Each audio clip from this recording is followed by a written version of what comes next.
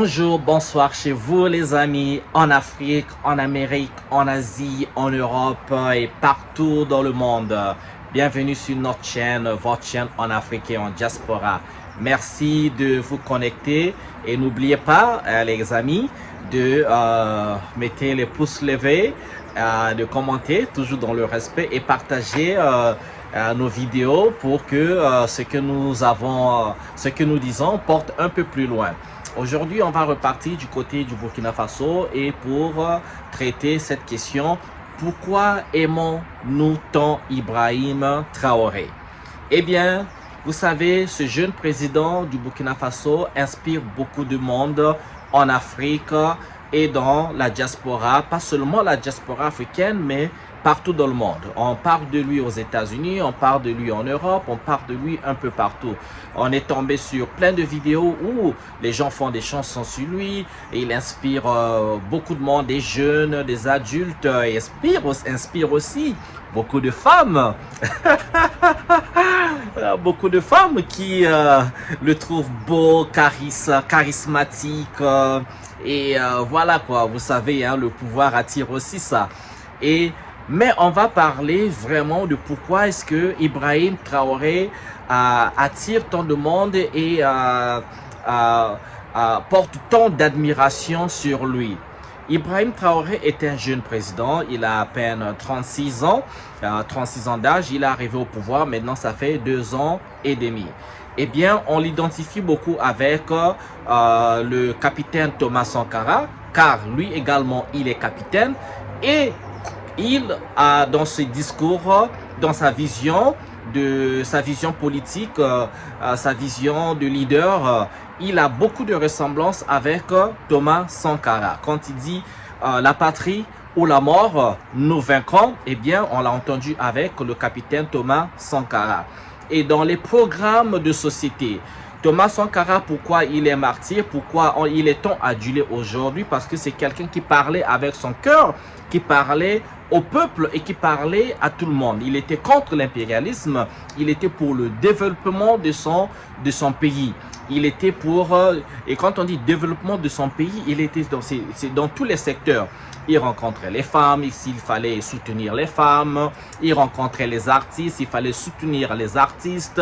C'est lui d'ailleurs qui a été le champion d'un des grands festivals de cinéma en Afrique, le FESPACO, qui se tient au Burkina Faso. Vous êtes sans ignorer, ouais. Alors, c'est Thomas Sankara qui a soutenu les artistes, il a soutenu les projets scientifiques, il a soutenu plein de projets qui étaient dirigés dans le sens du développement du Burkina Faso.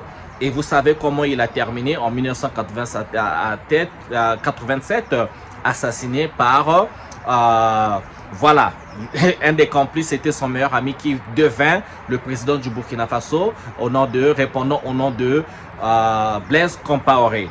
Alors, nous aimons Ibrahim Traoré parce que non seulement il nous fait rappeler le capitaine Thomas Sankara que nous adorons tant, qui est aujourd'hui une référence du panafricanisme, une référence des leaders africains, de comment est-ce que les Africains veulent trouver en leur leader ces genres de qualité, parce que c'est un leader qui travaille pour le peuple d'abord et non pour lui. Parce que vous êtes sans ignorer, le capitaine Thomas Sankara ne touchait pas son salaire de président.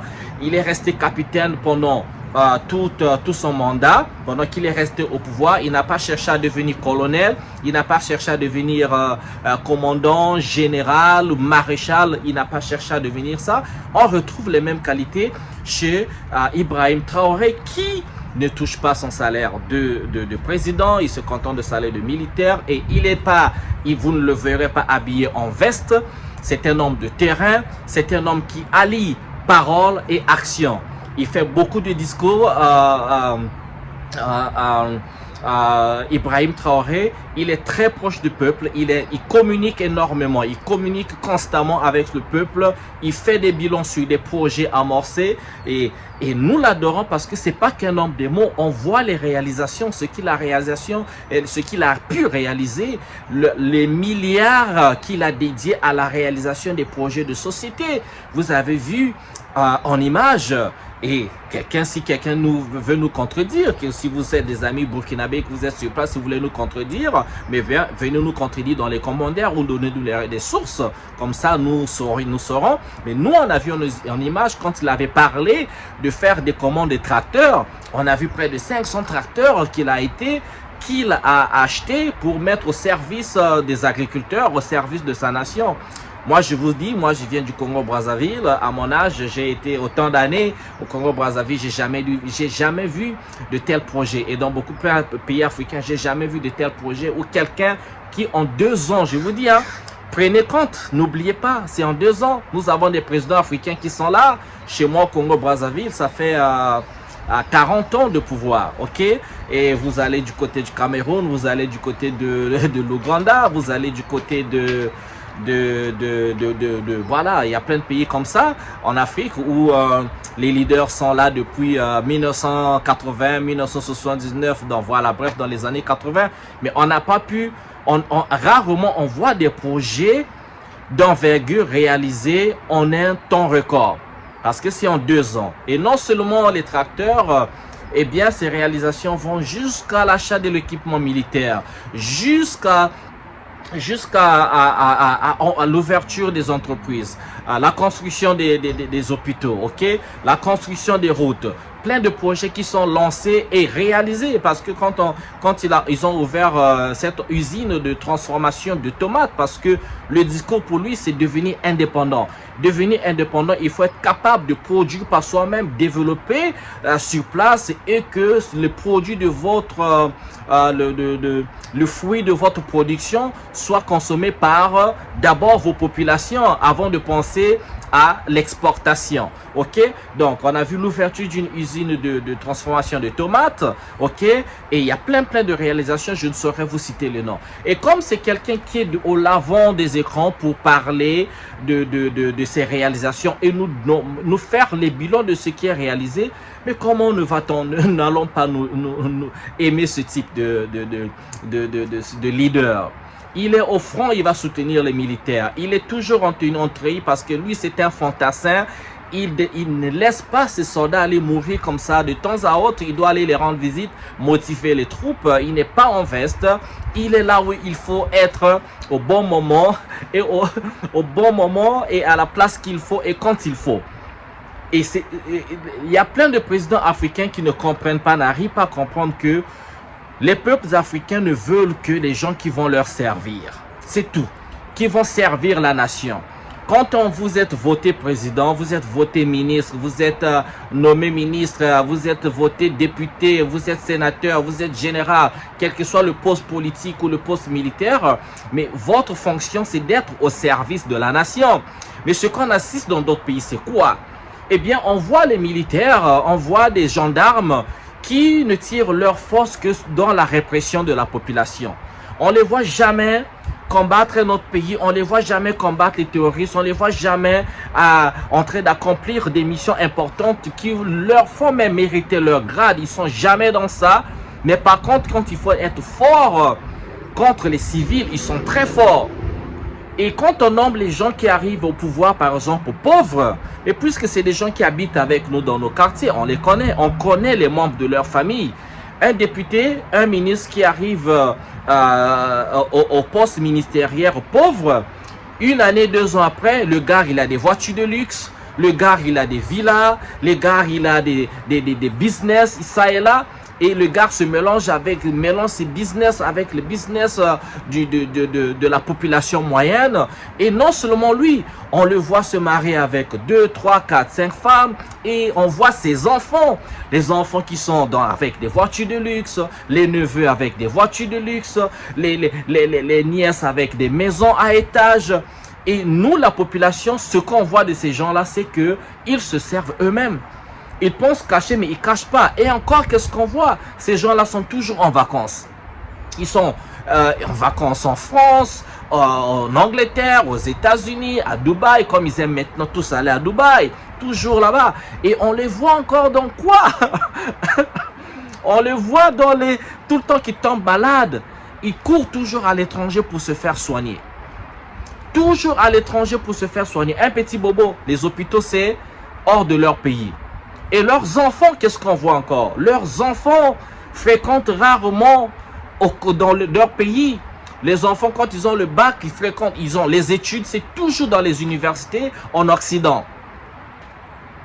Toujours. Et si les enfants sont sur place, c'est dans les écoles privées de luxe. Les écoles privées françaises. Chez nous au Congo-Brazzaville, vous verrez, les gens qui sont riches au Congo, leurs enfants sont dans les écoles privées comme Saint-Exupéry ou Charlemagne, ou encore les écoles privées top-notch de la ville ou de la nation.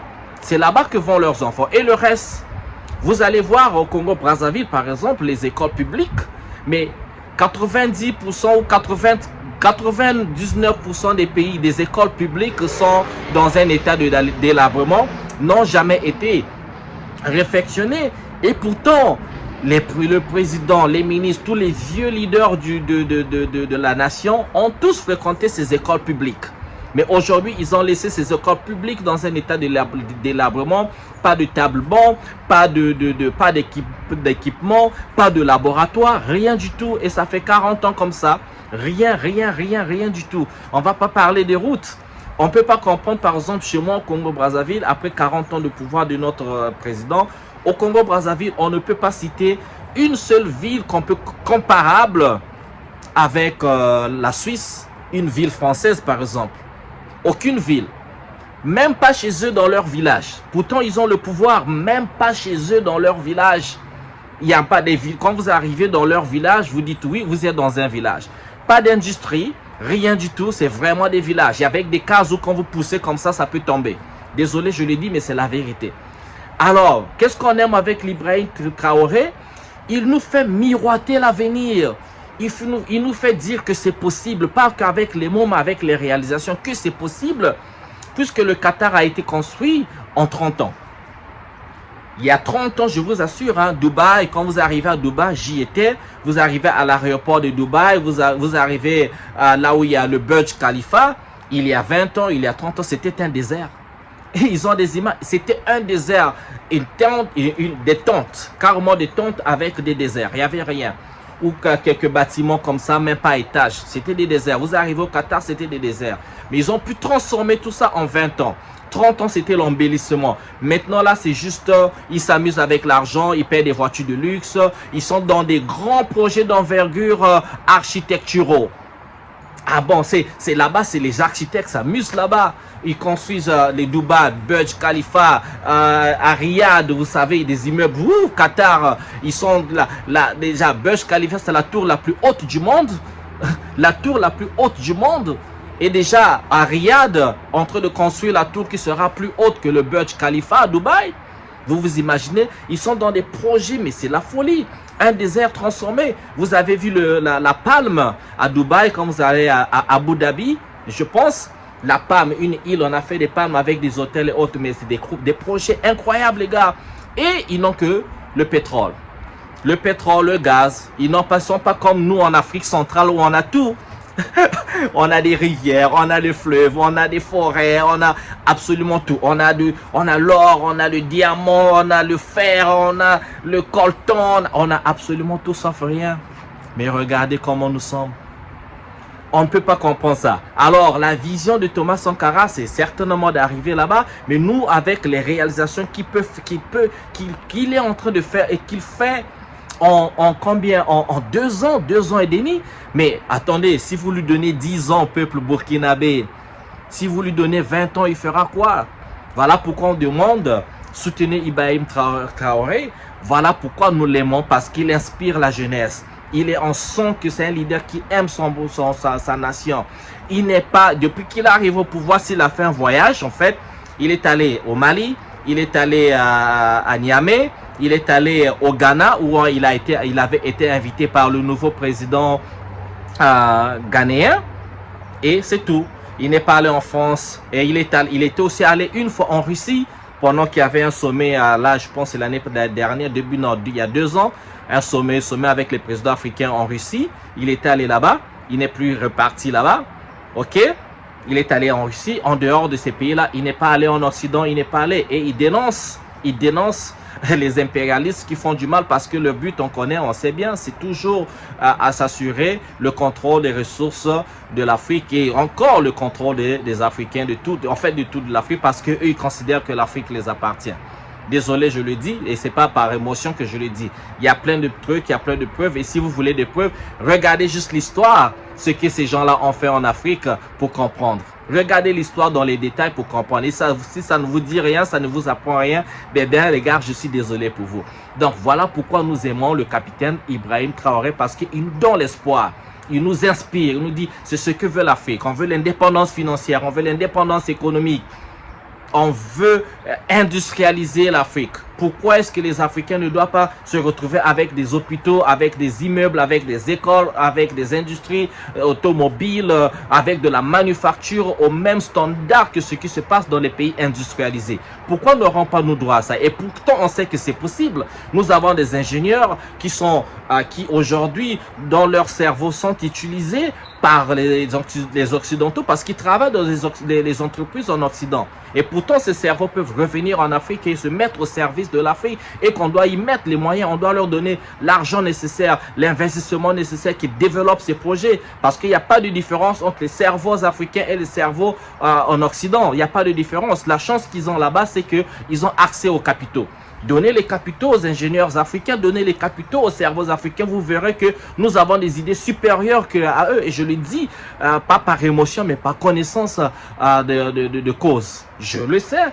Je suis allé à la Silicon Valley en Californie, je vois les projets, je vois en Afrique, je vois les projets, je dis, il manque que les capitaux et la structure pour que ces projets-là soient développés et que ça sert aux populations africaines. Voilà pourquoi nous aimons Ibrahim Traoré. Alors, peuple burkinabé, peuple africain, soutenons le gars. Soutenons le gars. Si on le perd, ça fera encore un siècle, plus de 50 ans pour avoir une autre personne comme Ibrahim Traoré. Donc voilà, c'était ma vidéo pour aujourd'hui. Je vous adore les gars. N'oubliez pas de mettre les pouces levés. N'oubliez pas de mettre les commentaires, toujours dans le respect. Et n'oubliez pas de partager la vidéo. Et abonnez-vous massivement. Ciao, ciao. Je vous adore. Bien le bonheur chez vous.